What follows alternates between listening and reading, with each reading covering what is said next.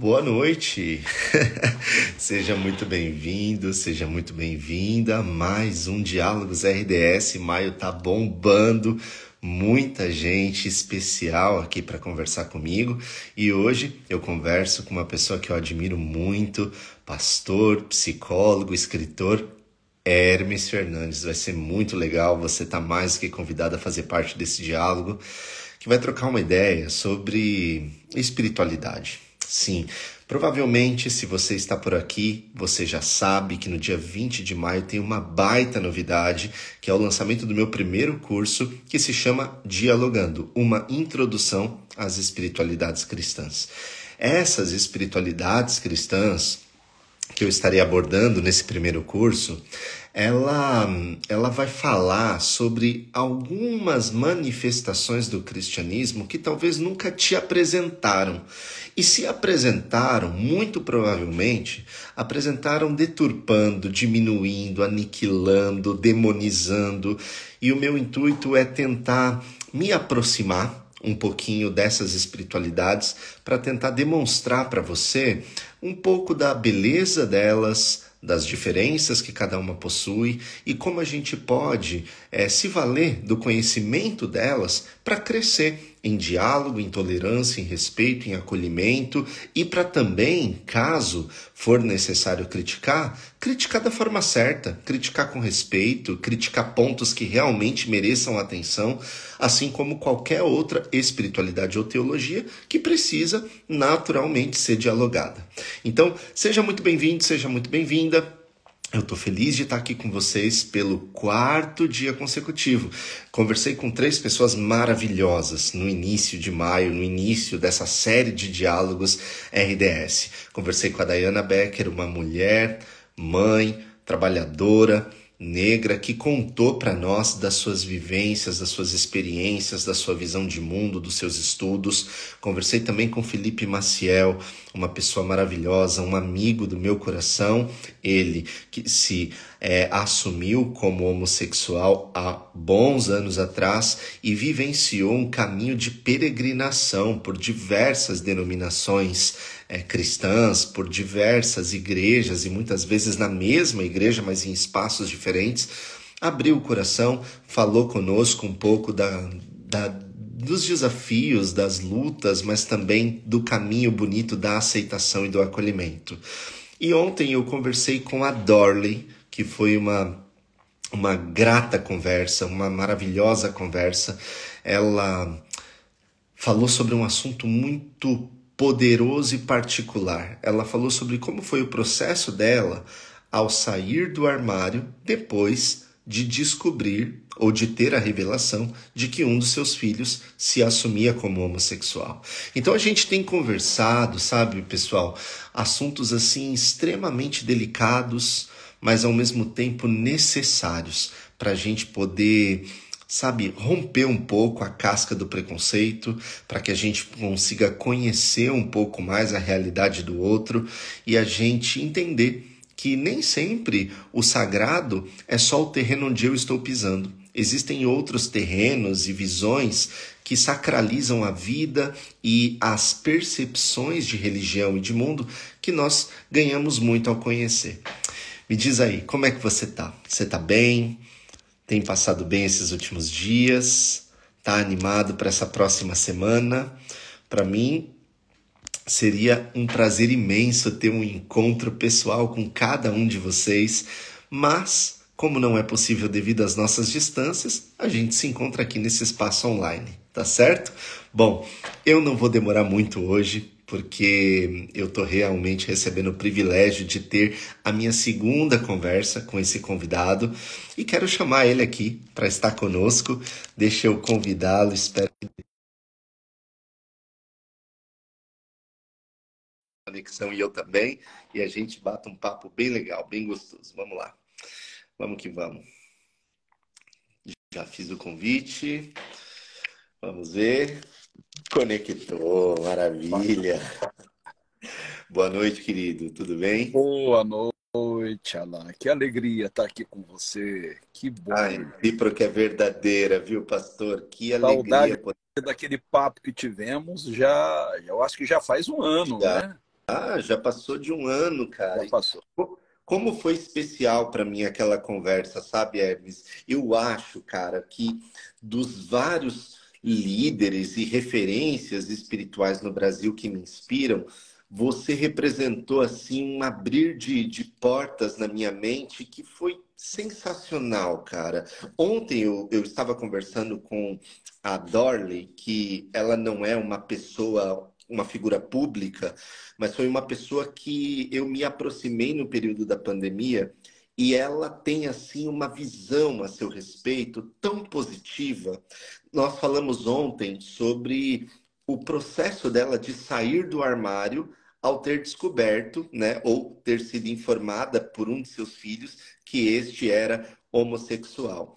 E foi através de leituras e acompanhando muito daquilo que você escrevia e falava, e ainda fala e escreve, que ela teve assim uma percepção diferente. Isso ajudou demais ela a trabalhar questões relacionadas ao estreitamento da relação com o filho dela, a entender esse mundo novo ao qual ela foi apresentada. Eu não sei, cara, eu queria saber se você tem noção do impacto que os seus posicionamentos trazem para pessoas como a Dorley, como eu. Como é que é para você, cara, que está há tanto tempo fazendo isso? Cara, antes de tudo, eu quero aqui agradecer o convite. Eu me sinto extremamente honrado e lisonjeado com as suas palavras sempre tão afetuosas e gentis, fazendo até um trocadilho com o seu sobrenome. Obrigado. E dizer que é gratificante, apesar das constantes críticas e pedradas e mentiras e ameaças. E hoje mesmo eu recebi uma mensagem ameaçadora, mas nada disso consegue nos inibir por conta de, do feedback extraordinário que a gente recebe Uhum, diariamente de pessoas que já estavam prestes a cometer um desatino, uhum, sabe? Pessoas que haviam perdido completamente a esperança. Algumas destas mensagens que eu recebo, eu até coloco nos meus stories, mas outras são tão graves que, sabe, para manter a privacidade da pessoa, eu não exponho. uhum. Mas são situações as mais inusitadas que você puder imaginar, envolvendo não só a questão da sexualidade, mas envolvendo muita coisa, crise de fé, sabe? Gente que passou a vida toda crendo e de repente deixou de crer, Uhum. mas buscou ajuda, quase que desesperada, sabe? Como se estivesse, sabe, Pedro afundando, Sim. pedindo socorro a Uhum. Jesus, mais ou menos assim. E isso faz com que a nossa caminhada se revista de um significado muito grande. Eu louvo muito a Deus por cada pessoa que a gente conseguiu alcançar ao longo desses anos. Aliás, este mês eu completo 36 anos de ministério pastoral. Caramba, 36 anos. caramba, É bastante cara. coisa. Mas Você, nas redes sociais, desde o início, assim que surgiram. você tem mais tempo de ministério do que eu de idade, Hermes. Meu Deus, cara. Você não precisava contar isso, né? Você cometeu uma deselegância agora. Mas olha, o que eu realmente, assim, eu sabia que você tinha uma caminhada longa de ministério, porque se nota pela tua postura, pela credibilidade que você adquiriu, e isso não se adquire com uma manifestação ou com um posicionamento, isso se adquire com uma vida de dedicação e muito equilíbrio, muito bom senso, muita coerência. Mas me chama a atenção todo esse tempo que você mencionou, cara, 36 anos, é, eu acho que você atravessou uma geração. Você, hoje, provavelmente, está falando para um grupo que são filhos daqueles que você provavelmente já falou. É a realidade, cara.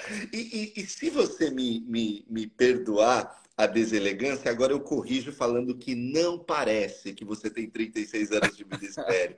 Eu jogaria 36 de idade, assim, num primeiro contato, viu? Mas já que você entregou os anos de ministério, eu só posso supor que você começou com 12 anos, 13 Não, anos de idade, um né? pouco mais tarde. Na, Pronto. ver, na Você viu verdade, que a gente tem habilidade para corrigir as coisas, né? eu comecei aos 17. Uau, Aos 17. Hoje eu estou com 53. caramba. São 36 anos. Agora, eu devo confessar que eu não sou aquele cara que começou 36 anos atrás. Hum, Assim, talvez eu tenha a mesma paixão. uhum, A mesma paixão que me movia no início ainda me move. uhum. Mas eu não tinha o know-how que eu construí ao longo dos anos. Eu não tinha a experiência que eu tenho hoje. A Como minha. era? Como era o Hermes do início, assim, cara? Qual era a diferença fundamental do cara do início para o Hermes de hoje? Então, eu nasci numa igreja pentecostal, né? Meu avô era pastor nas Assembleias de Deus. Uhum, E meu pai veio a se tornar um dos mais proeminentes líderes do neopentecostalismo no Brasil. ok. Ah, meu pai foi precursor aqui no Rio de grandes cruzadas evangelísticas com 40, 50 mil pessoas em praça pública e fez mega batismos, Uhum. capa de jornal o Globo, sabe? Batizou 5 mil pessoas num só dia. Uau. Enfim, meu pai tinha um nome bem reconhecido aqui no Rio. E eu nasci nesse contexto, no berço do neopentecostalismo. Então, eu vi muita coisa. Uhum. Só para você ter uma ideia, Edir Macedo foi obreiro do meu pai. Uau. R.R. Soares foi consagrado pastor pelo meu pai. Caramba, Então, Hermes, eu não sabia disso, cara. pois é, eu vi o início de tudo, como surgiu a Igreja Universal, a Igreja Internacional da Graça e outras mais. Uhum. Romper com tudo isso não foi fácil, foi um processo doloroso e que me custou alguns anos. E tudo começou, a mudança começou a partir do nascimento da minha filha. A minha filha mais velha é pessoa com deficiência Uhum. e foi desenganada pelos médicos. Aliás, a deficiência dela não era congênita, foi fruto de um erro médico. Nossa. E isso mexeu com a minha cabeça de uma maneira que você não pode imaginar. Porque eu vinha de um movimento de teologia da prosperidade, de cura, falava-se muito em cura divina. Uhum. E agora eu tinha uma filha que não andava, não falava, e eu comecei a pôr em xeque tudo aquilo que eu acreditava. Uhum. Então, por que a minha filha não anda e não fala? É falta de fé? Ou será que eu estou em pecado? Enfim, entrei em crise. Esta é a verdade. E à época eu ingressei na faculdade de psicologia. Ela nasceu em 90, portanto esse ano ela faz 33 anos, eu tinha 20 anos quando eu fui pai a primeira vez. Ok. Ingressei na faculdade de psicologia em 95, já tinha feito teologia, e a psicologia me fez deparar-me com a condição humana e me fez ver o quanto a minha teologia era presunçosa. Uhum. Aliás, a teologia em si é presunçosa, na medida em que ela se acha detentora do saber acerca da divindade, Concordo como se ela plenamente. pudesse dissecar a divindade. Uhum. E a psicologia fez eu baixar bastante a bola e ver que se o ser humano, na sua complexidade, já é tão difícil de se entender, imagine a divindade. Exato. Enfim. Exato. Perfeito. E até que, quando a minha filha estava prestes a fazer 6 anos, sem nunca ter andado, nem falado, enfim, eu fiz uma oração a Deus cobrando, achando que Deus me devia alguma coisa. Afinal de contas, eu já tinha dedicado grande parte da minha vida à obra de Deus, eu dizia. E achava que isso me dava a condição de cobrar de Deus. Uhum. E o Espírito Santo falou no meu coração, naquela manhã de sábado, em outubro de 96. As tuas obras não te fazem meu credor. Eu não te devo nada. E o que eu faço na vida do ser humano não é por méritos, é pela graça. Para você, Alan, pode soar algo absolutamente natural. É, pela graça. É o cerne da teologia reformada, protestante, Mas evangélica. naquele Né? contexto, né, cara? Só que no contexto neopentecostal, isso aí não colava. Uhum. Porque eu acreditava que se eu quisesse de Deus alguma coisa, eu deveria somar um número de créditos para então cobrar dele. Uhum. E agora eu era confrontado pela verdade de que com Deus não tem barganha. Uhum. Não são ofertas, não são sacrifícios, não são jejuns, nem mesmo a nossa própria santidade que nos fazem merecedores de uma atenção especial da parte de Deus. Uhum. Mas quando essa voz veio ao meu coração, eu não acatei assim de imediato. Eu fui para a Bíblia e me deparei com Paulo aos Efésios, naquela passagem tão conhecida: pela graça sois salvos mediante a fé, e isso não vem de vós, é dom de Deus. Isso contrariava completamente a minha teologia. E eu lembro que eu marquei um culto de ação de graças pela vida da minha filha. E tem um detalhe, Alan. Eu tinha vergonha da minha filha, porque na minha cabecinha oca, o fato dela ser deficiente descredibilizava meu ministério. Então, a orientação é que ela fosse mantida longe do olhar curioso das pessoas. Era uma igreja muito grande. Uhum. E sempre sentava lá no finalzinho, antes que o culto terminasse, ela tinha que ser escondida. Olha que Meu loucura, Deus, cara. cara. Que loucura. Hoje, quando eu penso nisso, eu tenho vergonha. Mas era a realidade que eu vivia. E ela estava aniversariando, né, fazendo seus 6 aninhos. Nós fizemos um culto de ação de graças. E pela primeira vez eu a trouxe diante do povo e disse: gente, aqui está minha filha. Ela não anda, não fala, foi desenganada pelos médicos. E até um dia desse eu achava que Deus devia alguma satisfação. Deus tinha obrigação de curá-la. Mas Deus me falou que não é por méritos, não é por obras. O que ele tiver que fazer é pela graça, e só pela graça. Não rola essa coisa de ficar reivindicando promessa, de colocar Deus na parede. Tudo isso é uma grande bobagem. Isso era uma quinta-feira, esse culto de ação de graça. No domingo, culto como outro qualquer, ela sentadinha ao lado da mãe dela, lá no finalzinho. E na hora que eu estava levantando as ofertas, né, o momento de ofertório, a mãe dela pegou um dinheiro para ofertar, ela tomou o dinheiro da mão da mãe, levantou e foi andando até o púlpito. Meu Deus, cara. Rapaz, eu fiquei assim, sem ação. Meu Deus. Eu comecei a chorar e a rir, eu não sabia como reagir. Uhum. E ela não deixou de ser uma pessoa com deficiência, inclusive de ordem cognitiva.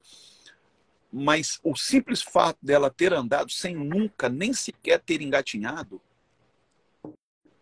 Vou te dar um outro detalhe que eu deixei Por passar. favor. À época, Benny Hinn, você deve conhecer, Uhum. famoso televangelista norte-americano, veio ao Rio. Pregou numa cruzada no Sambódromo.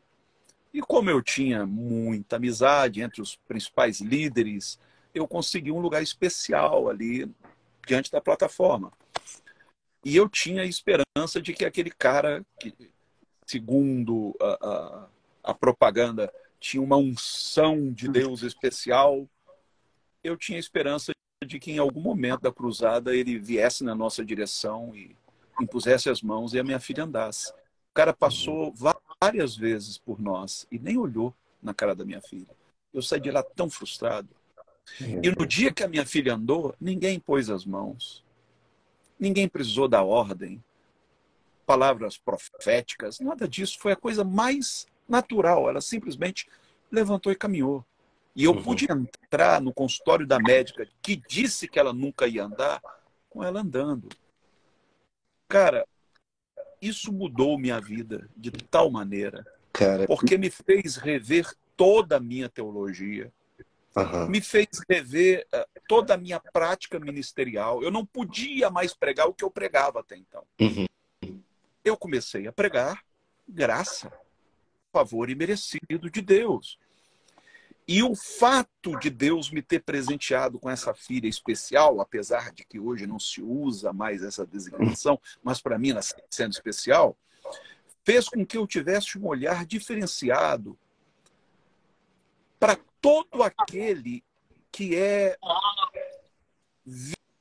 vítima de preconceito, para todo aquele que é marginalizado pela sociedade, seja pela sua condição física, psicológica, ou pela sua sexualidade, ou por qualquer outra coisa. Uhum. Fez com que eu me tornasse alguém muito mais acolhedor. Hoje eu olho para o Hermes antes de 96, e eu já era pastor desde 87, portanto eu já era pastor, ia fazer 9 anos. Uhum. Eu olho para esse cara como um cara indigesto, apaixonado pelas coisas, pelo reino de Deus, que Uhum. fazia tudo com muita paixão, com muita sinceridade, mas sem conhecimento. Era o que É, Paulo dizia acerca dos seus patrícios, né? Eles têm zelo, aham. mas não têm conhecimento. Então, a minha filha foi o divisor de águas na minha Cara, história, na minha vida. eu tô muito surpreso, positivamente, porque eu te acompanho há anos e eu nunca tinha, assim, tido acesso a esse Hermes que começou, ao submundo que frequentou, ao elemento que foi assim fundamental para essa abertura. Eu sabia da sua filha, você já havia compartilhado comigo. Agora, esse elemento da sua raiz religiosa, dos acessos que você tinha e dessa transformação foi assim um presente. Se a live terminasse nesse momento, eu já ia ter dentro de mim uma satisfação muito grande de conhecer, de ter a oportunidade de ter acesso a essa trajetória. Muito obrigado por ter compartilhado. Agora, eu tenho algumas perguntas, Hermes, e assim, ó, para ficar bem claro para todo mundo que está se conectando, inclusive, Hermes, me fizeram aqui um comentário, uma ou duas pessoas, que enquanto você falava o som estava um pouco baixo. Outras refutaram colocando que para eles estava normal. Eu só peço para que você verifique aí, se tiver como aumentar, aumenta. E se você que está assistindo a nossa live puder, dar um feedback aqui para a gente no comentário, se o som tá legal, se vocês estão nos ouvindo bem, ajuda bastante, tá bom? Mas assim, voltando, eu falei para você no particular que esse diálogos, ele, ao contrário do outro que nós tivemos, ele não teria roteiro. A gente ia conversar, né? E eu gosto quando a gente tem a oportunidade de dialogar sem necessariamente engessar a conversa. Eu acho que vai fluindo, nós vamos caminhando, conhecendo outros lugares e ter a surpresa da paisagem é muito bacana, sabe? Quando a gente ouve aquilo que não esperava ouvir, quando a gente pergunta o que não estava pensando ou querendo perguntar, eu acho que torna o diálogo ainda mais orgânico, mais rico, mais frutífero. Ouvindo você compartilhar que essa virada de chave se deu através de alguém muito especial perto de você, que tinha um vínculo sanguíneo com você, me fez pensar na conversa de ontem com a Dorley, que teve um filho que comunica que é homossexual e ela passa a mudar também a maneira dela enxergar, né, a homossexualidade, passa a mudar a maneira dela enxergar a relação dela com Deus e com a religião. Ela foi tão honesta ontem na conversa, Hermes, que ela falou que ela chegou no momento em que ela pediu um tempo para Deus. entre ela e Deus, ela falou assim: olha, eu preciso de um tempo, porque eu preciso cuidar do meu filho, e o que eu aprendi de você a vida toda me diz que tá errado. E eu quero amá-lo e cuidar dele de uma maneira muito profunda. Então, eu achei tão lindo, sabe, cara, a pessoa ter essa honestidade de contar que pediu um tempo para Deus. Você tem que ter muita intimidade com a pessoa para pedir um tempo para ela, sabe? E eu achei assim bonito demais. Só que fazendo esse link, ela também passou a mudar a visão de mundo dela baseada em alguém muito importante que apresentou para ela uma nova perspectiva. Eu, Hermes, não tive alguém próximo a mim nesse nível, como um filho, ou um pai, ou uma mãe, que me fizesse ter essa virada de chave. Eu passei a ser mais sensível à causa de pessoas marginalizadas ou fragilizadas há pouco tempo, sabe? Eu venho de uma realidade religiosa, de uma instituição muito conservadora, que é a Igreja Adventista. Aprendi desde sempre todos os beabás do que pode, do que não pode, do que é certo, do que é errado, do que é pecado e do que não é. E nessa vida binária, a gente tem basicamente um manual que resolve os nossos problemas de consciência. A gente bota tudo preto no branco e esquece de uma zona cinza muito grande que tem, que são os conflitos e dilemas da vida, certo? E você teve essa amplitude de visão graças a alguém muito especial ou através de alguém muito especial que está ali na sua redoma. A minha convidada de ontem, a mesma coisa. Eu não tive.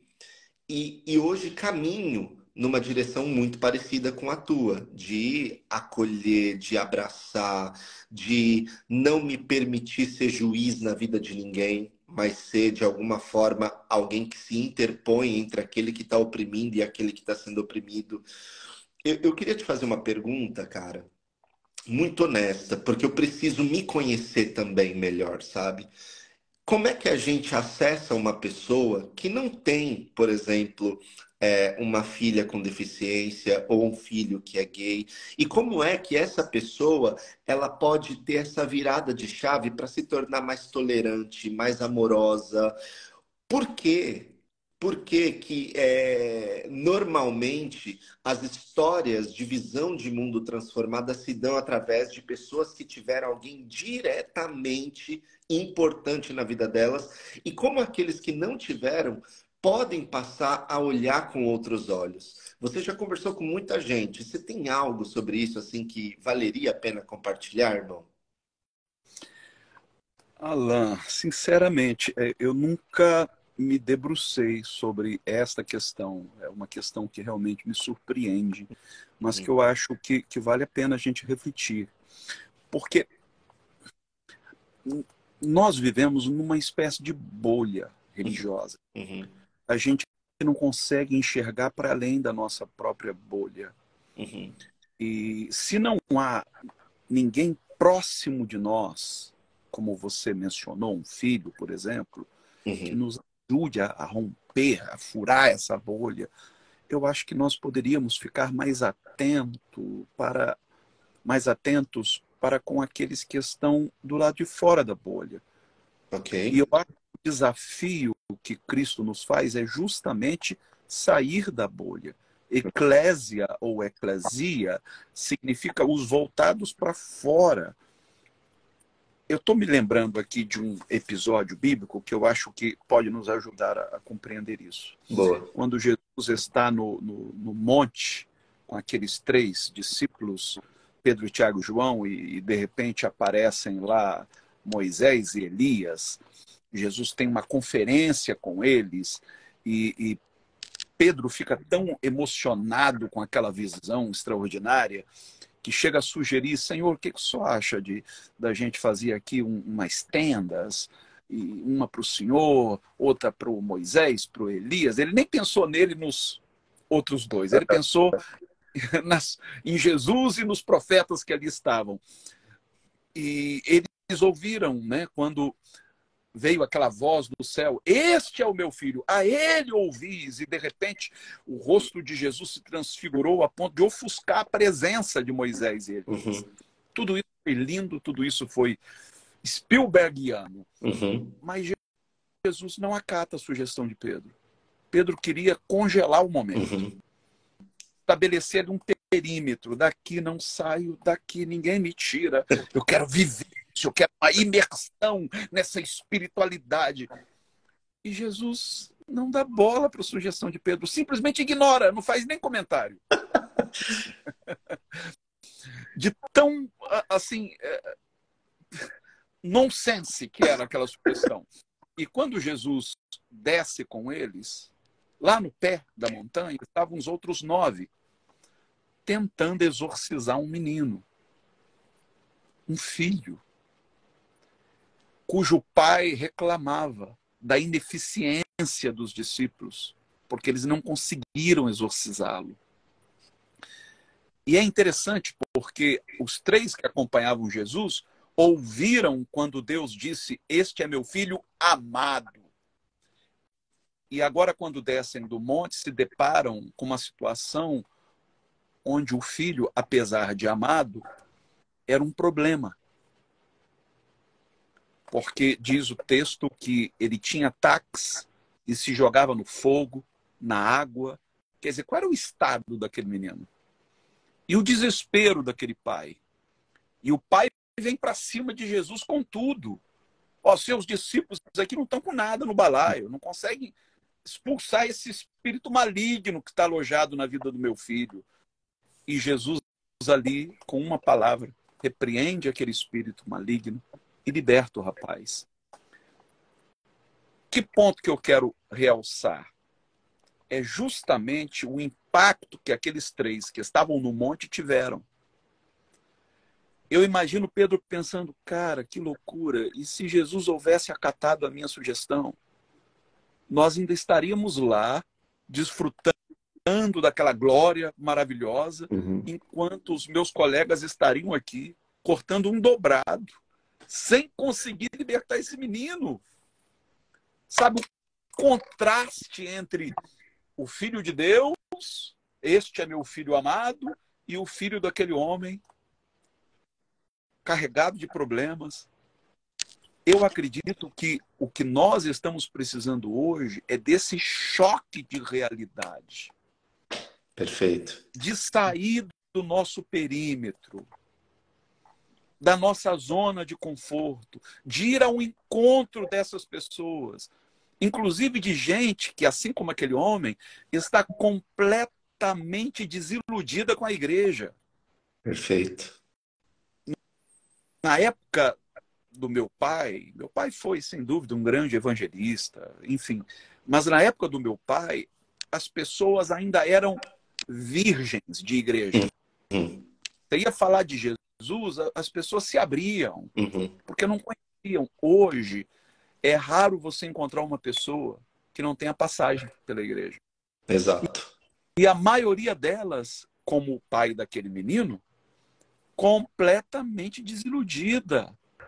Eu lá quero saber de igreja.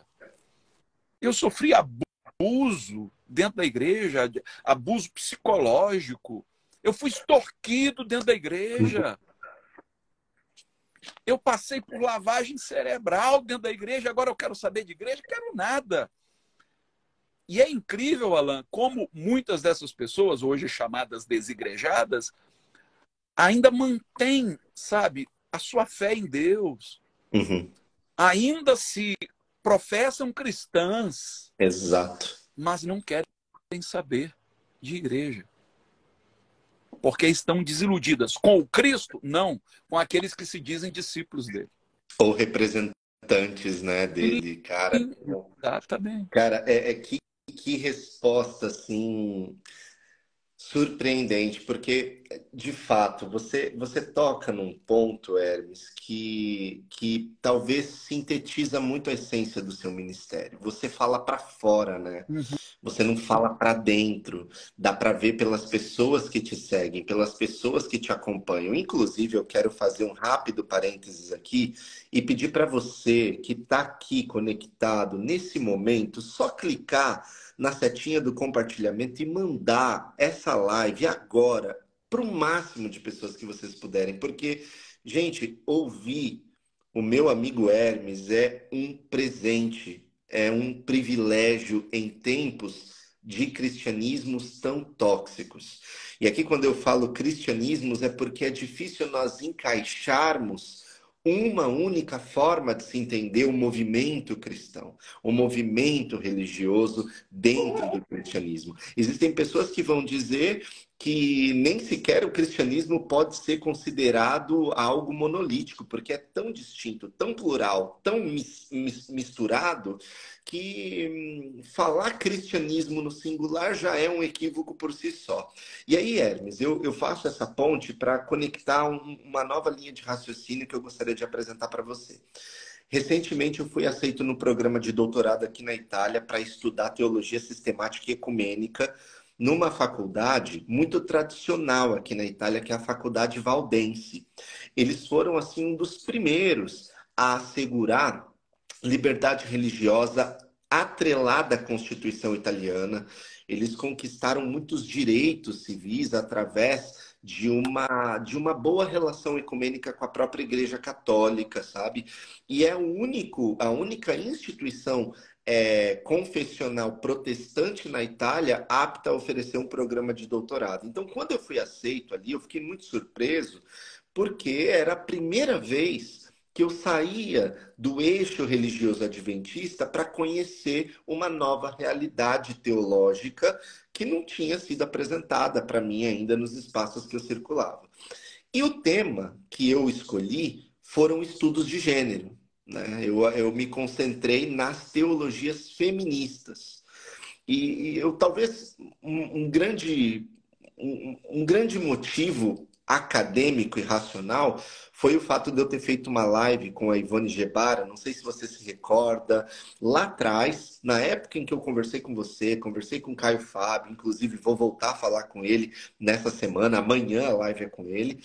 Eu conversei com essa senhora que era uma freira, com seus mais de 70 anos, aposentada, e uma das maiores autoridades no mundo em teologia feminista.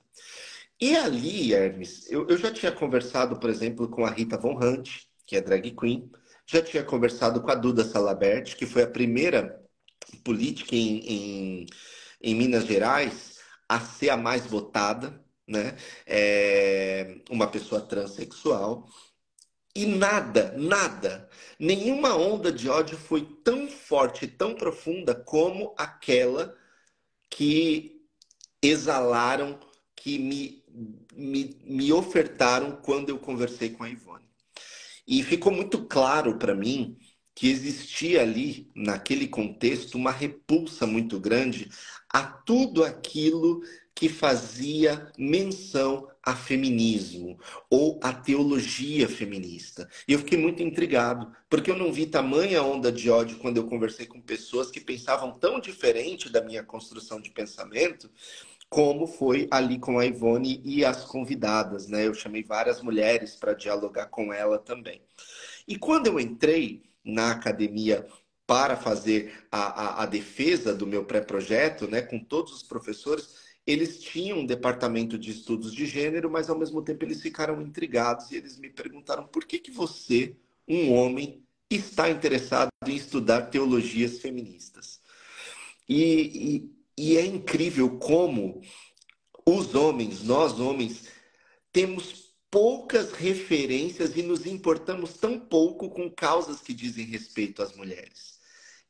A gente é muito centrado na nossa realidade, nos nossos problemas, e a gente pouco se importa ou se dedica a entender a Bíblia, o texto, os dilemas e as dificuldades humanas sob uma ótica de um olhar da mulher. E aí, Hermes, eu comecei a estudar teologias contextuais. Eu fui estudar teologia feminista, eu fui estudar teologia da libertação, eu fui estudar teologia indiana da libertação, eu fui estudar cristianismos orientais e fui percebendo, cara, como existe alternativas diferentes daquelas que nós chamamos de leitura hegemônica. Aquela que nasce, né, com uma grande marca de identidade europeia ou do norte global, que é importado para a gente. E eu fiquei muito surpreso. E tão surpreso ao ponto de desenvolver esse curso agora, que vai sair em maio, onde eu falo sobre cada uma dessas teologias e o quanto isso me marcou, assim, sabe? É bem forte na minha mente. Eu queria te fazer uma pergunta. Se você já teve algum tipo de contato com teologias ou espiritualidades que não caminham nesse rumo da teologia hegemônica, que é aquela teologia que é colocada para a gente como a única, verdadeira, exclusiva. E eu queria saber qual é a impressão que você tem daquilo que você já leu, daquilo que você já ouviu. Certamente, com 36 anos de ministério, você já teve acesso a muita coisa. Como é que você encara essas espiritualidades marginais dentro do cristianismo? Bem, eu comecei falando do início da minha trajetória, eu vou ter que avançar um pouquinho, Vamos lá. porque a partir daquela experiência com a compreensão da graça, eu mergulhei na teologia reformada, porque era a teologia que mais enfatizava a graça. E eu lembro, eu fui para os Estados Unidos, fiquei com um casal de americanos. Esse reverendo americano tinha uma biblioteca com uns 10.000 volumes.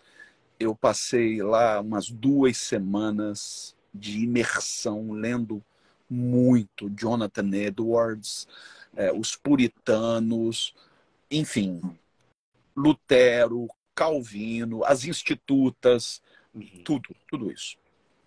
E comecei a me identificar como reformado. Ok. Mas até que, por volta do ano 2000, eu cometi o pecado de começar a ler gente como Frei Beto, Leonardo Boff e outros expoentes da teologia da libertação. Um dia desse eu estava até mexendo aqui nos meus livros antigos dessa turma e resolvi reler alguns. E é interessante, eu não sei se você já teve essa experiência, Alain, de você reler um livro que você leu 15, 20 anos atrás. Parece outra obra, né, cara? A obra, porque você mudou. É. As suas percepções são outras, então muita coisa que estava ali passou despercebida, enfim. Mais tarde eu comecei a ler outros caras, como Pierre Teilhard de Chardin, Uau. o Fenômeno Humano, que é um cara, era um padre jesuíta, paleontólogo, um cara sensacional. Incrível, incrível. Me ajudou a mudar minha mentalidade. Depois eu fui ler Jacques Ellul, que é o cara que fala sobre o anarquismo cristão. Esse cara me fisgou. Olha a imersão que você fez, olha de onde você saiu, cara. Exato. Então, eu fiz uma peregrinação de um extremo. Comecei no pentecostalismo, depois no neopentecostalismo, depois na doutrina reformada. E, cara, foi bom, porque me deu a oportunidade de conhecer de tudo um pouco. Eu continuo admirando muita coisa escrita pelos pais da igreja, eu li muitos pais da igreja. Eu continuo admirando muita coisa escrita pelos puritanos, Richard Baxter e John Owen e outros. Tem coisas interessantes ali. Continuo admirando coisas que Lutero disse. Mas eu acredito que a gente não pode parar no tempo. Cada um é do seu próprio tempo. E cada um se pôs a responder questões daquele tempo. Boa. Quais são as questões de hoje? Eu vejo hoje uma teologia extremamente anacrônica, uma teologia que quer responder a questões que perderam a pertinência há 500 E anos. que ninguém está E perguntando, né? Está dando está respostas que ninguém está perguntando. perguntando. Então, quando eu vejo Lutero, por exemplo, falando das indulgências, cara, aquilo foi muito importante Uhum. Uhum. 500 anos atrás. Exato. Eu estive em Wittenberg quando houve a celebração dos 500 anos da Reforma. Eu estava lá, eu tive a alegria de estar em Wittenberg naquele dia. Foi fantástico.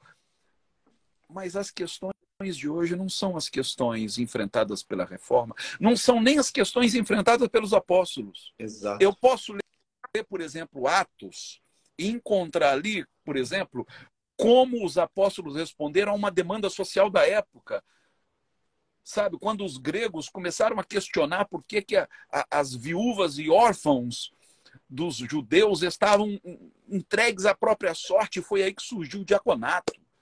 Foi a resposta da igreja a uma demanda social. Mas e hoje? Quais são as demandas de hoje? Se nós não nos pusermos a responder a essas demandas, nós não vamos perder só a relevância, não. Nós vamos perder a credibilidade. Perfeito. Por isso eu acho tão importante teólogos como os que você tem lido, os teólogos feministas, a teologia negra. Eu acho tudo isso muito importante porque pretende responder a questões deste século, Exato. deste momento que nós estamos vivendo. Exato. Cara, sensacional, assim, essa abertura que você oferece, proporciona no raciocínio, faz a gente navegar em águas que não são tão conhecidas, sai da piscina e vai para o alto mar, porque você não tem o controle da onda, você não sabe exatamente aonde vai chegar, mas essa é a beleza também do divino. O divino, ele não pode ser decifrado ou sistematizado por completo, porque se assim fosse, ele deixaria de ser divino. Ele passaria a se tornar um como nós, sem nenhum diferencial. Então, quando você fala sobre isso e você faz esse passeio teológico, isso me fascina, sabe, Hermes? Porque realmente eu tenho notado que essas teologias ou essas espiritualidades, elas nascem a partir da necessidade de se responder questões de um contexto específico, né? Quando, por exemplo, você vê a teologia da libertação nascer na América Latina, ela nasce logo depois do Concílio Vaticano II, de 62 a 65. Quando a gente vai ver em 68 Gustavo Gutierrez falando da teologia da libertação, porque está acontecendo, né, uma efervescência na América Latina que está se abrindo para isso. Quando a gente vê a teologia negra nascendo nos Estados Unidos, através de James Cone, que vai sistematizar ela, a gente está vivendo ali naquele momento o pós-assassinato de Martin Luther King. É uma efervescência do movimento negro que está sendo ali aniquilado, enviado à guerra na linha de frente ali no período do Vietnã, sabe? E estão sendo colocados realmente para serem mortos. Então ela nasce nessa questão. E olha que interessante, as teologias feministas, Hermes, nascem justamente pelo fato dessas teologias mencionadas, a da libertação latino-americana e a teologia negra de James Cone, não ter envolvido mulheres, não ter colocado elas na linha de frente junto com eles. Elas não nascem para criticar somente aquilo que está fora, elas nascem criticando aquilo que está dentro. Elas começam a chamar atenção que a teologia da libertação latino-americana é machista também, porque não está levando em consideração o problema das mulheres. E uma outra mulher chamada Dolores Williams, ela funda ou sistematiza a teologia feminista negra porque ela olha para James Cone e fala, olha, muito importante tudo isso que você está falando, mas nós, mulheres negras, estamos na base da opressão. Porque o feminismo branco não olha para a gente, a teologia negra não fala conosco, nós não temos espaço e não temos voz, então a gente precisa estabelecer a partir de então uma teologia nova. E aí eu vou vendo, sabe, Hermes, todo esse movimento, toda essa efervescência, e eu começo a pensar, como a gente chegou num nível tão profundo de arrogância, de ao invés de aprender com elas, demonizá-las, cara. sabe? E a gente, quando eu digo nós, não é necessariamente eu ou você, embora nós, em determinados momentos da vida, podemos ter feito isso também. Mas é o cristianismo como um todo que não reconhece sequer esses movimentos como teologias. Chama de corrente de pensamento, chama de onda, mas não chama de efervescência espiritual, de espiritualidade, sabe? E aí eu quero te fazer uma pergunta, fazendo esse gancho, né? Depois dessa rápida reflexão.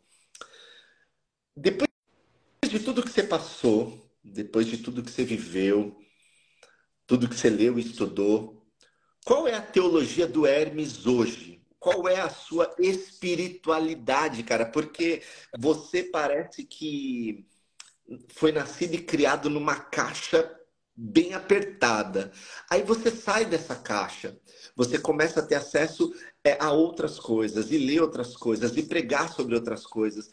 Mas quando você sai da caixa, você perde um pouco a delimitação, né? Na caixa você sabe ali quais são os espaços que você tem. Quando você sai dela, você vai para onde, Hermes? Onde é que você está hoje, cara? No ponto de vista de espiritualidade e de teologia, irmão. Mano, primeiro dizer que eu sou alguém ainda em via de me tornar alguma coisa. Eu não estou pronto. Eu mal cheguei à fase de acabamento. Eu tenho muito que aprender. Eu estou muito aberto a aprender. E para aprender a gente tem que ouvir. E ouvir principalmente quem pense diferente de nós. Quem pense fora da caixa. E digamos que o meu credo hoje, ele se apoia sobre o binômio graça e amor. São esses os pilares do meu credo. E quando eu falo de graça, eu não me refiro apenas à graça no sentido reformados dão a que eles chamam de graça especial, graça salvífica, e se referem a outra graça como se existisse outra graça, como graça comum, né? Aquela que abarca a todos. Eu não faço mais essa distinção. Eu acredito numa graça que engloba todos os seres vivos. Não é nem só os seres humanos, é todos os seres vivos. Todos. Alguns me chamam de universalista. Eu não gosto de rótulos, porque todo rótulo nos restringe. Reduz a gente, exato. Reduz. E eu acredito que, sabe, o propósito de Deus abarca a humanidade. Se nós mantivermos esse discurso proselitista que tem sido ventilado hoje nas igrejas, nós nunca vamos conseguir furar esta bolha. Os caras que furaram a bolha, você citou aí Martin Luther King, é porque ele falou com o mundo.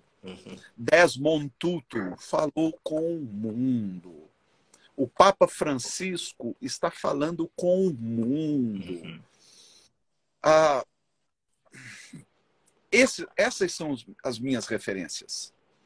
O Bono Vox, do U2, ele é um cristão, ele está falando com o mundo. Eu não quero falar com a nossa bolha, já tem gente demais falando com a nossa bolha. Eu quero falar com quem está fora. E eu quero que essa pessoa perceba que a minha abordagem não é proselitista. Eu não quero convertê-la. Bravo, cara. É o meu papel. O meu papel é amá-la. Aí vem o segundo pilar da minha teologia hoje, que é o amor. Mas um amor absolutamente despretensioso. Um amor que não espera retorno algum. Sabe? Eu quero simplesmente investir todo o meu afeto no ser humano, independentemente da fé que ele professe, independentemente do estilo de vida que ele leve. Eu quero que, se ele cruzar o meu caminho, que ele se sinta amado e que eu não use esta abertura para tentar convertê-lo. Porque o problema hoje, o gentil, perdão, é que as pessoas de fora do nosso círculo, elas estão sempre com o pé atrás, porque elas sabem que qualquer aproximação nossa visa convertê-las. Isso é horrível, cara. Isso é horrível. Um dia desse, alguém estava me falando de alguém que durante um sepultamento começou a pregar sobre o céu e o inferno. Aliás, não. Foi um vídeo da Cassiane. Foi uma cantora, eu ia dizer, foi ela mesmo. A Cassiane, eu até postei. Eu conheço a Cassiane desde criança. Ela começou cantando na igreja do meu pai.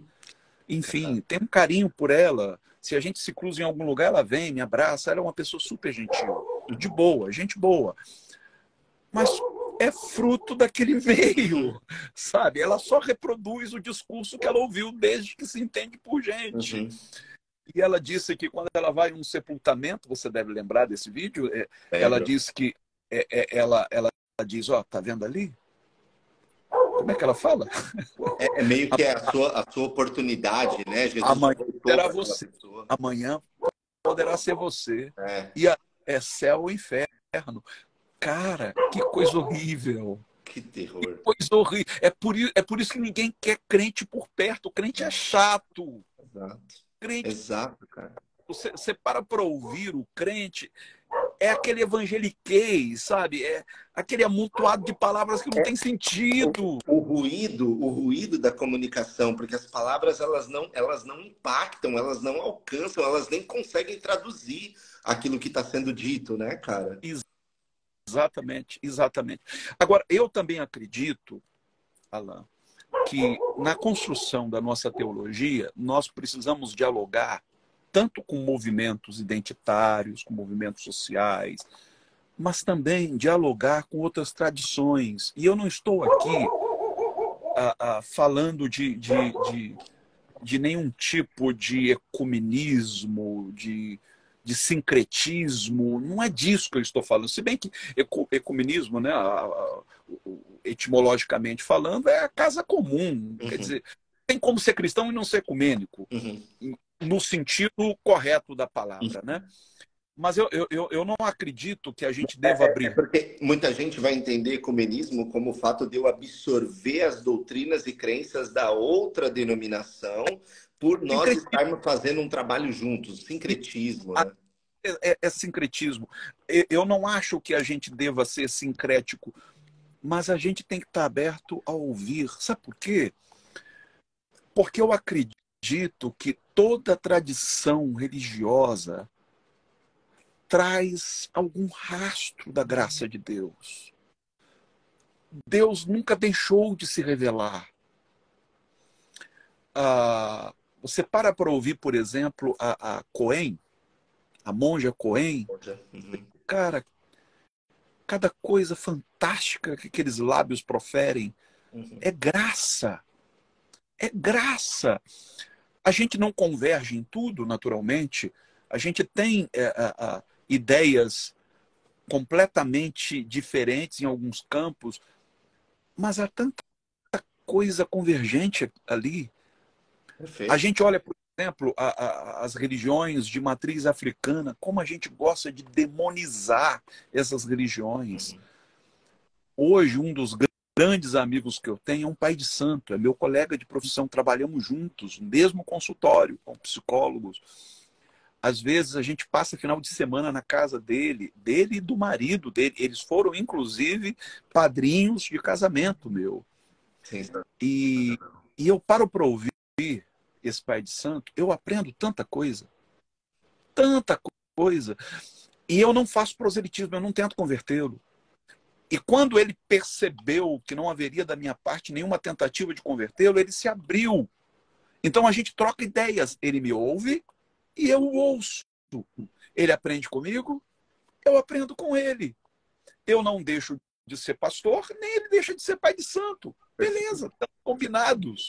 Estamos combinados. É que até nesse aspecto por exemplo, quando você abre mão do proselitismo, existem pessoas que abrem mão do proselitismo como estratégia de conversão também. Tem essa galera que faz isso.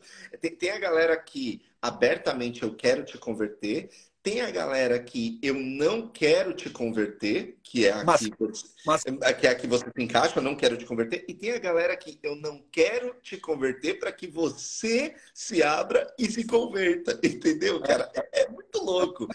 E aí eu queria pegar um gancho nisso, o Hermes, porque assim, a gente está falando, cara, querendo ou não, de cristianismos. A gente está rompendo as camadas para falar dessa trajetória tua, desse tempo de ministério, dessas ramificações de espiritualidades que muitas vezes não possuíam cara, face, porque foram deformadas por pessoas especialistas, né, experts na teologia hegemônica.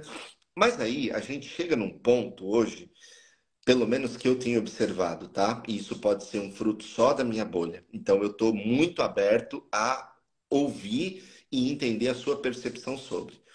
Mas nós temos hoje uma certa repulsa do cristianismo por parte daqueles que não são cristãos, que veem essa onda de ódio, veem essa onda de intolerância e se posicionam fortemente de modo antagônico.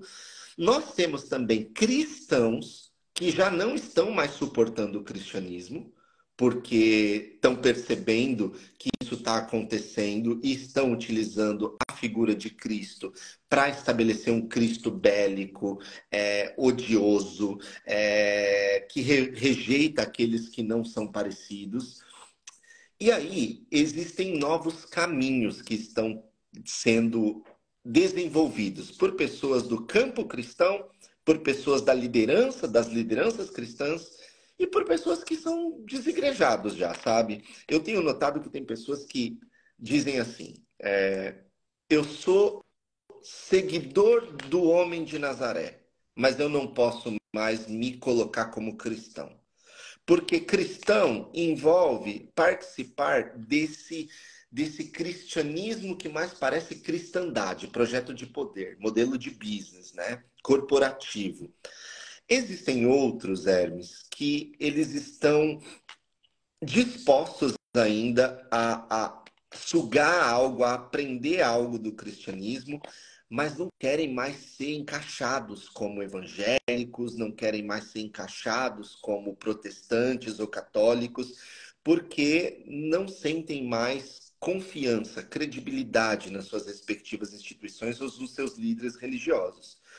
E, por fim, existem aqueles, e talvez, Hermes, eu esteja entrando um pouco nesse caminho, que acredita que o cristianismo precisa ser descristianizado. E eu vou tentar explicar um pouco o meu ponto para quem está aqui conosco assistindo. Eu acho, Hermes, baseado naquilo que eu leio, naquilo que eu vivo, nas pessoas que eu converso, que o movimento de Cristo é uma coisa, o cristianismo é outra coisa. Existem momentos em que espaços oficiais podem convergir com o movimento de Cristo e existem momentos em que eles são extremamente distintos. E descristianizar-se, na minha perspectiva, envolve não deixar o Cristo, mas, ao contrário, se apegar mais a ele e menos a esse movimento decodificado através de crenças e doutrinas que sistematizam aquilo que se acredita e não colocam de todo ruim. É importante nós entendermos aquilo que nós acreditamos e aquilo que cremos, mas que esse elemento não seja um fator que me resuma, que não seja um fator que me coloque num pedestal ou num monte olimpo de monopolização do conhecimento. E aí eu termino falando sobre um fenômeno muito, muito discutido aqui na Europa, que é o pós-confessionalismo, que é aquele movimento que não acredita necessariamente que as confissões religiosas deixarão de existir, mas que elas não serão mais o elemento que vai definir ser humano ou indivíduo, e nem mesmo as comunidades, porque o confessionalismo já não dá conta mais. E eu sinto, cara, que desses vários caminhos, daquele que se diz eu sou seguidor do homem de Nazaré, mas eu não sou evangélico nem protestante, eu sou um desigrejado, então não dá para dizer que eu tenho alguma religião, mas ao mesmo tempo eu acho que Cristo é sensacional, e aquele que diz eu já não quero mais pertencer a nada, eu sou um desigrejado, mas eu quero continuar tendo relação com as pessoas. Eu quero te perguntar de um modo bem honesto, cara, bem honesto mesmo. Cristianismo tem jeito, cara? Cristianismo como movimento de, de libertação ou de reparação ainda existe, cara, nesse cenário que a gente está vivendo quase que apocalíptico? Qual é a sua posição, a sua percepção com relação a isso, meu amigo? É uma, é uma questão sensível, porém muito pertinente. Ah, eu acredito que eu também esteja nesse caminho É? de descristianização. E quanto mais eu me distancio deste cristianismo institucionalizado, mais próximo do Cristo eu me sinto. Hum, E eu acredito que o nosso desafio hoje é justamente seguir a Cristo sem nos deixar adestrar pelo cristianismo. Jesus não fundou uma religião. uhum, Jesus não fundou o cristianismo. O cristianismo surge depois. Alguns vão colocar na conta de Paulo.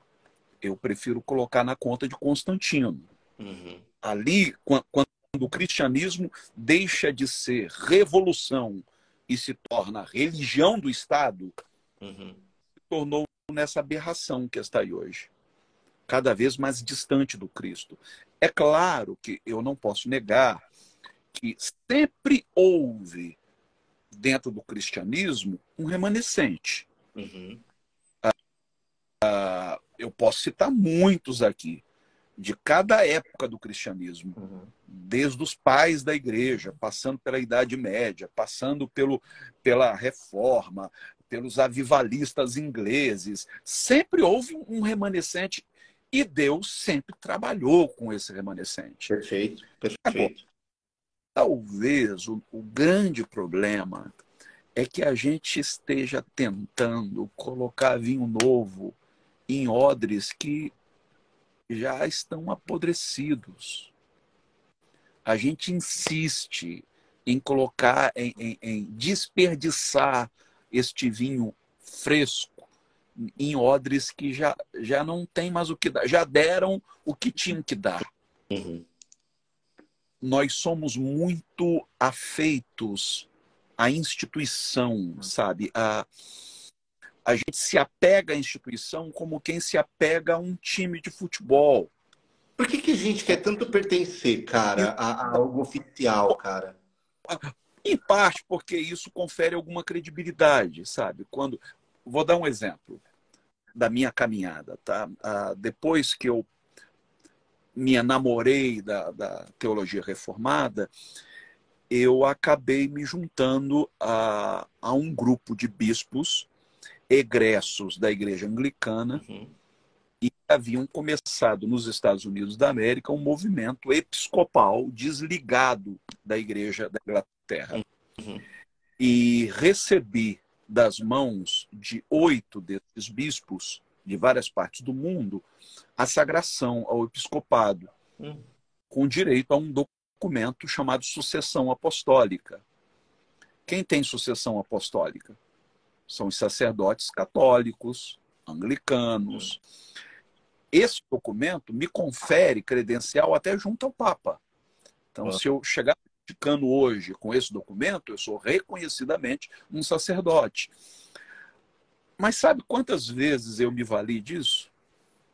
Fui tentado a fazê-lo? Sim, porque é glamouroso. Uhum, Mas eu uhum.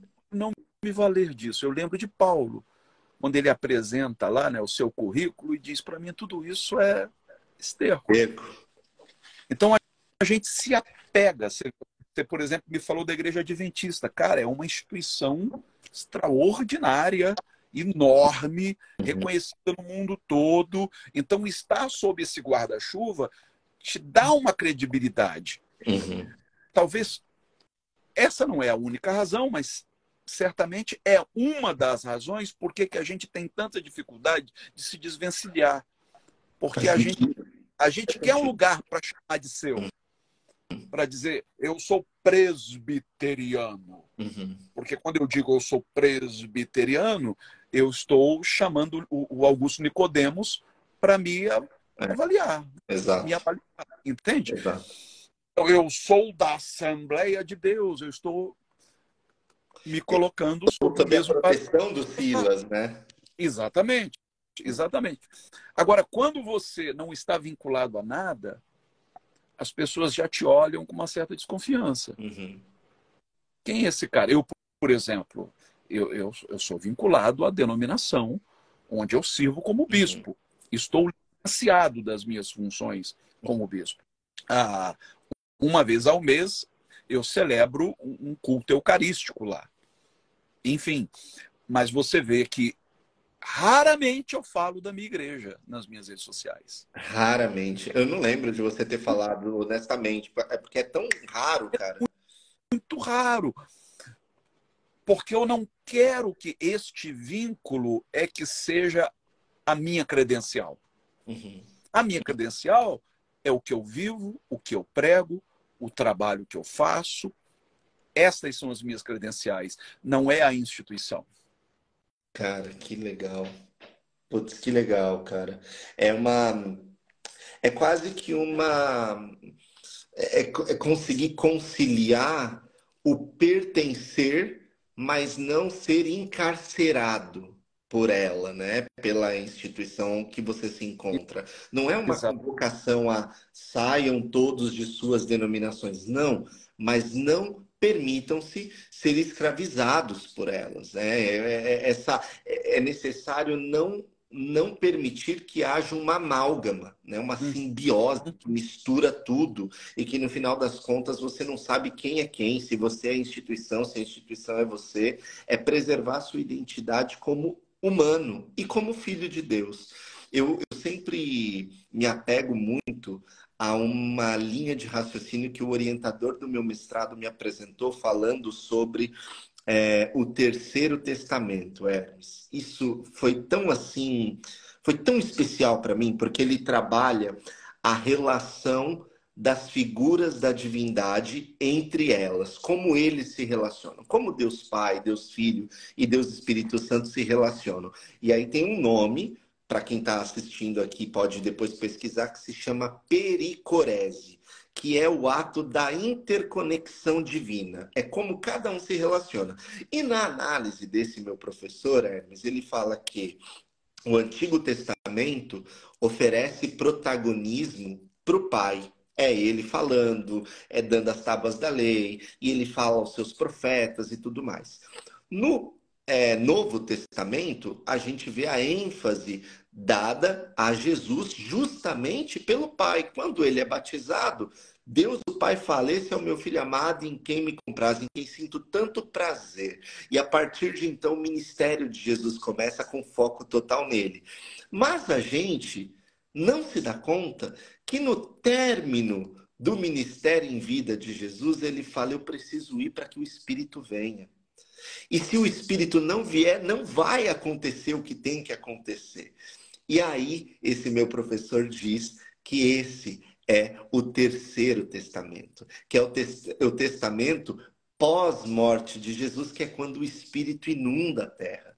E esse inundar do Espírito faz algo, Hermes, que nós cristãos talvez não estejamos preparados a fazer, que é o quê?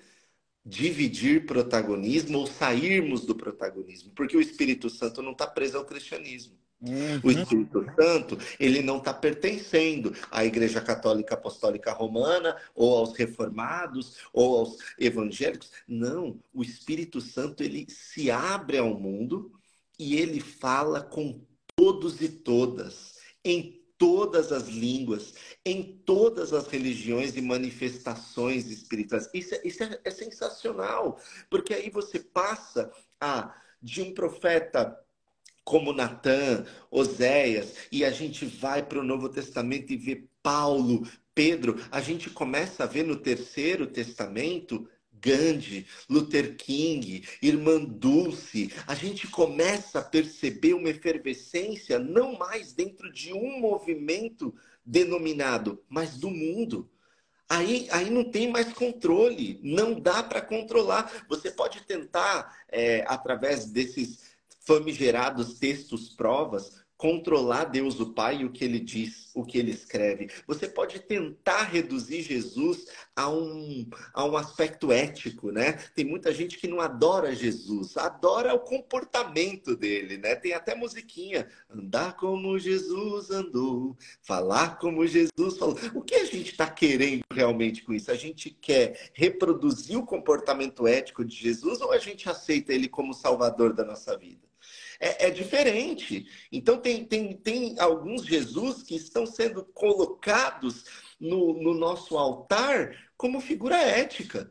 E não como alguém que realmente deu a vida por nós e apresentou o Espírito Santo para que executasse uma linda obra na vida de toda a humanidade, toda a criação.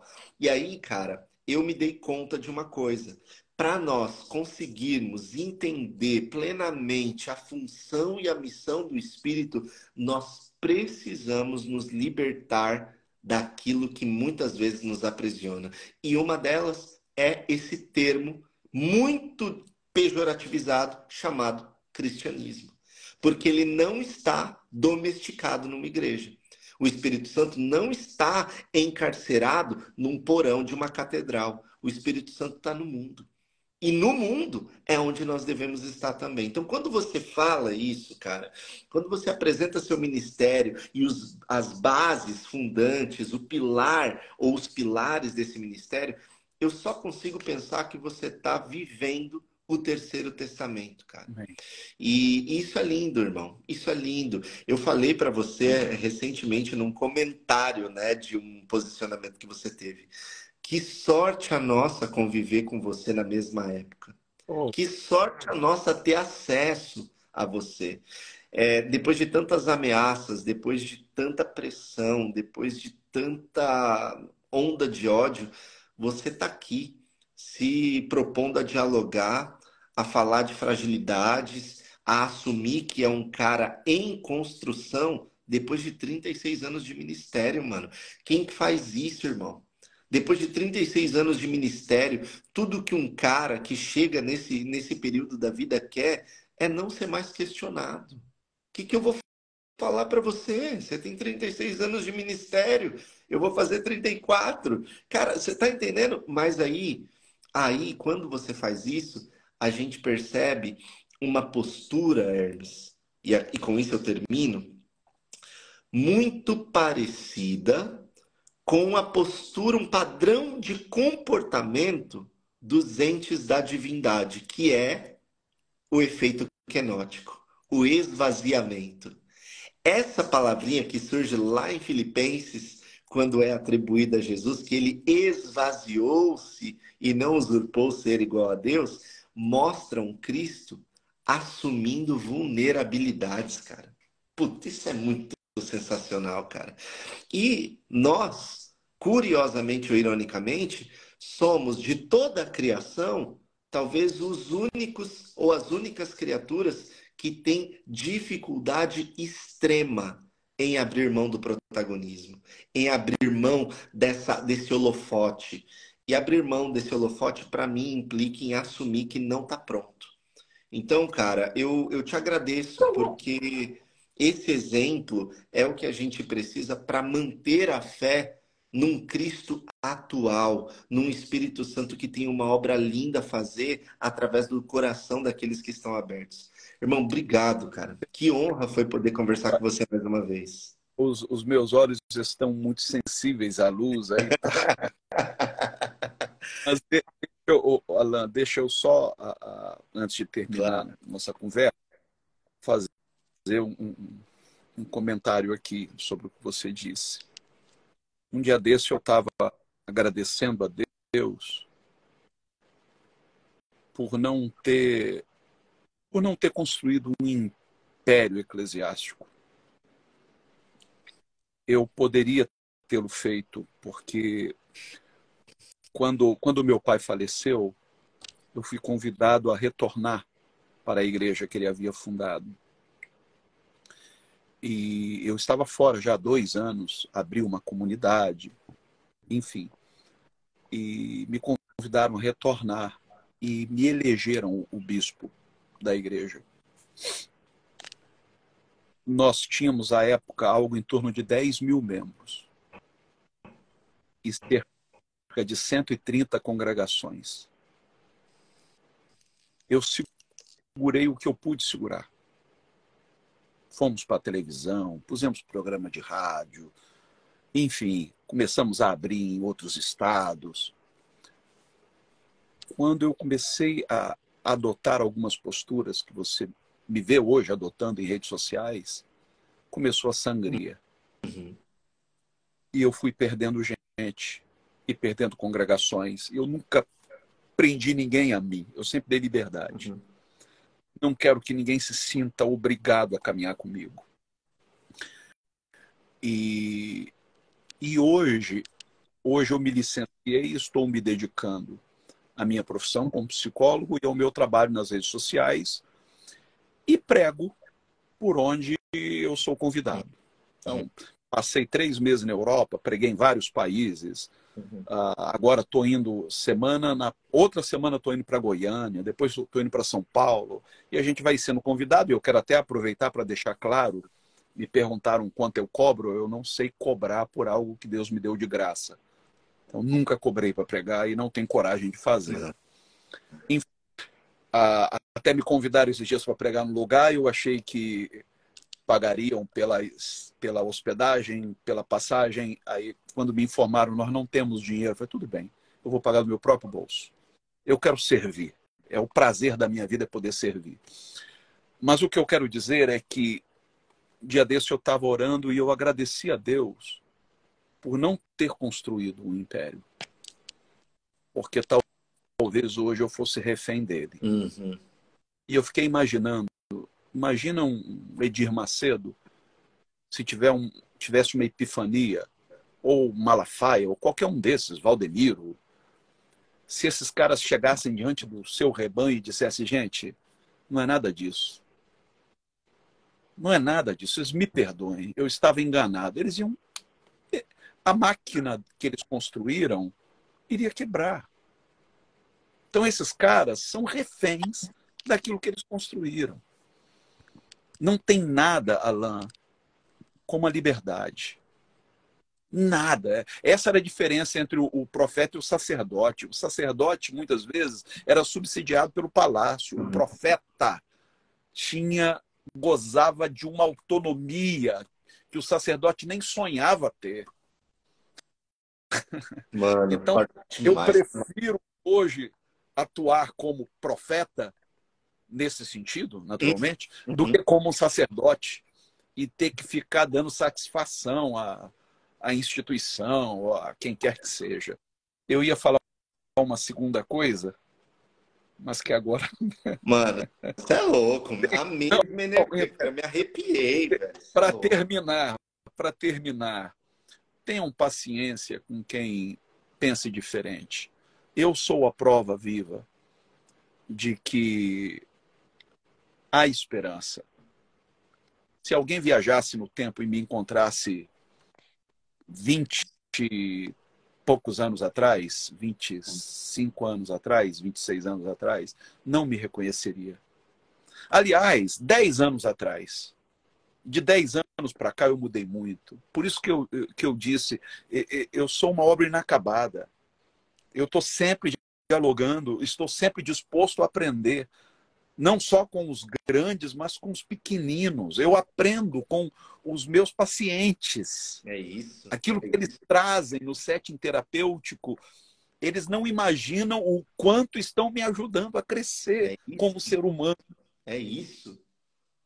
Sensacional, cara. É inverter, Hermes, a ordem das referências, mano. Quem são as nossas referências, cara?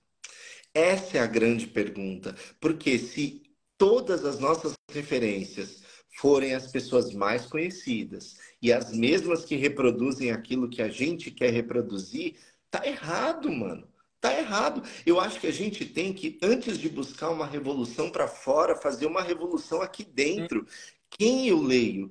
Quem eu sigo? Quem eu acompanho? A quem eu dedico tempo, sabe? E essa beleza de subverter as referências, cara, é o que vai fazer a gente seguir numa estrada diferente, num caminho diferente. Irmão, olha, eu tive muitas referências de sala de aula que, com o passar do tempo, foram esquecidos da minha memória, porque aquilo que era dito não batia com aquilo que era vivenciado. E eu fui encontrar num cara que eu nunca cruzei pessoalmente na frente, que eu nunca tive a oportunidade de dar um abraço pessoalmente, uma das pessoas que mais mudaram a minha forma de pensar. Esse cara é você. Muito Pô, obrigado, mano. Muito obrigado. obrigado. Você Eu é fico luz na vida de emocionado. muita Obrigado de gente. coração. Não, é real, irmão. É Eu, real. Você sabe que a gente você não precisaria, de maneira alguma, de palavras vazias. Nós não temos nenhuma dívida um com o outro. A não ser o amor, cara. O amor fraterno, caminhar juntos e falarmos desse Deus, desse ente divino que está disposto a amar o mundo. Se ele amou o mundo, cara, não é nosso direito não amá-lo. Se a gente quer seguir esse ente divino, o mínimo é reproduzir esse padrão de comportamento. O mínimo, amar o mundo. Então, mano, obrigado. Foi uma honra. Eu tô assim realmente com o coração cheio. Vou dormir feliz às 1h30 da manhã aqui, porque você mais uma vez foi generoso, dedicou o seu tempo, talvez o seu recurso mais precioso, para falar comigo e com essa galera aqui. Obrigado do fundo do coração, meu irmão. E aí, próximo encontro aqui, hein? Vamos oh, te trazer na Itália para tomar um café, falar da vida, falar do mundo e aproximar Jesus da nossa relação aí cada vez mais, irmão. Tamo junto. Alan, mano, obrigado mais uma vez. Eu quero que você saiba que você também é uma inspiração. Acompanho você já há algum tempo, vejo aí o seu trabalho, o quanto você se empenha e obrigado por ser essa referência também para muita gente. Valeu. E que você siga corajosamente, sem olhar para os lados, isto é, sem se deixar intimidar por críticas, por pedradas, porque eu tenho certeza que a sua jornada só está começando. Você tem muita coisa pela frente. E eu quero poder estar aí aplaudindo e acompanhando essa trajetória. E Valeu. qualquer dia, tá aí juntos, hein? Comendo uma massa Com certeza. bem gostosa. Com certeza, irmão. Ótima noite, boa continuidade para você. Tudo de bom e mais uma vez muito obrigado. Beijão. Tchau, Valeu, tchau. beijo, Tchau, gente. querido. Galera, enquanto o Hermes se desconecta, fica, não vai embora, porque olha, eu quero dizer para vocês o quanto essa live encheu meu coração. Você também se sentiu assim? Você gostou da conversa? Coloca aqui rapidinho como você se sentiu. Eu quero ouvir, quero ler você. Manda mensagem no particular para mim. E olha, não esquece não, dia 20 de maio tem um momento muito especial que eu separei para passar com você. É meu aniversário. É aniversário de casamento e é o lançamento do meu primeiro curso chamado Dialogando, uma introdução às espiritualidades cristãs, mas as cristãs marginais, subalternas, identitárias. Vale muito a pena a gente conhecer mais a respeito de algumas visões que passaram para a gente de modo pejorativo. E isso vai ajudar a gente a entrar no universo que, infelizmente, foi renegado a nós. Nós não conhecemos, nós só sabemos através das lentes dos outros. Então eu vou apresentar para vocês as origens, os principais pensadores, como foi que a gente conseguiu, sabe, outorgar essa imagem tão negativa em cada uma delas e como a gente pode realmente conhecer seus pontos de melhoria, os seus pontos de força, os seus pontos a se trabalhar, a se refletir um pouco mais. Eu quero convidar vocês a fazer parte dessa caminhada. Eu realmente estou muito feliz de ter tido essa conversa, de estar passando esses dias com vocês. Amanhã tem live com o Caio Fábio. Ele é maravilhoso, sincero, profundo.